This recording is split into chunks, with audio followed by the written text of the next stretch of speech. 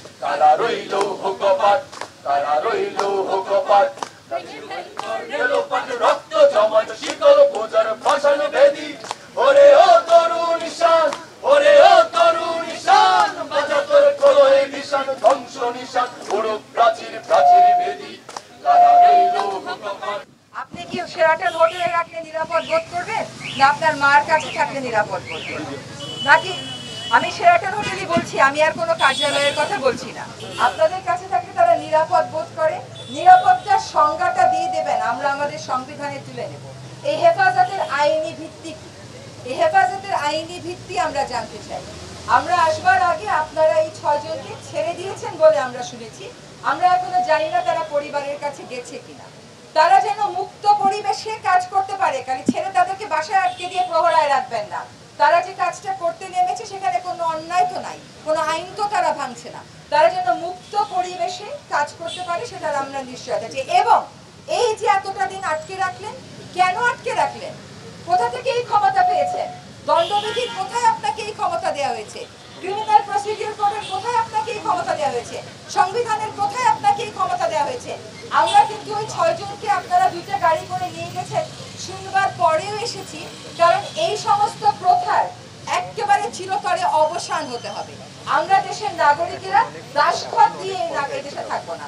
আপনারা আমাদেরকে দাস মনে করেন, যখন ইচ্ছা বাসা থেকে তুলে আনবেন, যতদিন ইচ্ছা আটকে রাখবেন, তারপরে আমাদেরকে নুডলস খাওয়াবেন, পোলাও খাওয়াবেন, আর মুরগি খাওয়াবেন, আর ডিম খাওয়াবেন, ওইটা আবার পত্র পত্রিকায় দেবেন। কার টাকায় খাওয়ান এগুলো? আমাদের টাকায় তো খাওয়ান। এগুলো খাওয়ানো বন্ধ করেন। আপনার কাছে এসে খাওয়ার আমার দরকার নাই।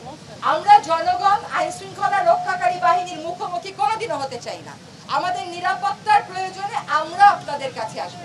আপনারা আমরা অনিরাপদ, এই গায়েবী একটা আওয়াজ কোথা থেকে পেয়ে গিয়ে আমাদেরকে বাসা থেকে তুলে আনবেন, এই আইন কিন্তু আপনাদেরকে দেওয়া হয় নাই, এই ক্ষমতা আপনাদেরকে দেওয়া হয় নাই। এবং জবাবদিহির ক্ষমতার দম্ভে অন্ধ মূর্খ অবস্থান থেকে সরকারের উচ্চ পর্যায় থেকে শুরু করে সরকারের নিয়ন্ত্রণাধীন রাষ্ট্রীয় প্রতিষ্ঠানগুলো, যেগুলো হওয়ার কথা ছিল না, রাষ্ট্রীয় প্রতিষ্ঠান সরকারের নিয়ন্ত্রণে থাকে না, সেই রাষ্ট্রীয় প্রতিষ্ঠানের নামে যে সংস্থাগুলো কাজ করছে, আইন প্রয়োগকারী সংস্থা সহ এই ধরনের যে প্রতিষ্ঠানের সামনে আজকে দাঁড়িয়ে আমরা কথা বলছি, সেই সংস্থা সহ পুরো সার্বিক প্রক্রিয়ার মধ্যে যে জিনিসটা করেছে, তারা ছাত্র জনতার যে অজেয় শক্তি সেটা ভুলে গেছে। আমাদের ইতিহাস যে শিক্ষা দিয়েছে, এই যে ইতিহাসের পুরস্কারে পুরস্কৃত এই আমাদের ক্ষমতা অধিষ্ঠিত ব্যক্তিবর্গ থেকে শুরু করে যাদের কথা বললাম, তারা সকলে যে কারণে তারা আজকে স্বাধীন দেশে বাস করে, সেই ছাত্র জনতার শক্তিকে, ক্ষমতাকে এবং তাদের যে বল অজেয় শক্তি সেটাকে ভুলে গিয়ে তাদের উপরে নির্বিচারে অত্যাচার গুলি চালিয়েছে। এবং শুধু তাই নয়, একইভাবে উচ্চ পর্যায় থেকে শুরু করে এই সমস্ত প্রতিষ্ঠানগুলো মিথ্যাচারের আশ্রয় নিয়েছে, প্রতারণার আশ্রয় নিয়েছে। প্রতিটা পর্যায়ে প্রতিটা বিষয়ে জনগণকে মূর্খ মনে করেছে, অথচ নিজেরা যে মূর্খতার পরিচয় দিচ্ছে সেটা তারা ভুলে গেছে। আলটিমেটাম দেওয়া হয়েছিল যে বৈষম্য বিরোধী আন্দোলনের সমন্বয়কদের ছেড়ে দেওয়ার ব্যাপারে তাদের বিনা বিচারে কোনো আইনানুগ ব্যবস্থা ব্যতিরিকে আটকে রাখা হয়েছিল। আবার বলা হচ্ছিল যে কোর্টের থেকে বললে পরে আদালত বললে ছাড়া হবে। এটা একটা অদ্ভুত পরিস্থিতির সৃষ্টি হয়েছিল। আমরা শুনেছি যে তাদের মুক্তি দেওয়া হয়েছে, আশা করি তারা নিরাপদ আছে।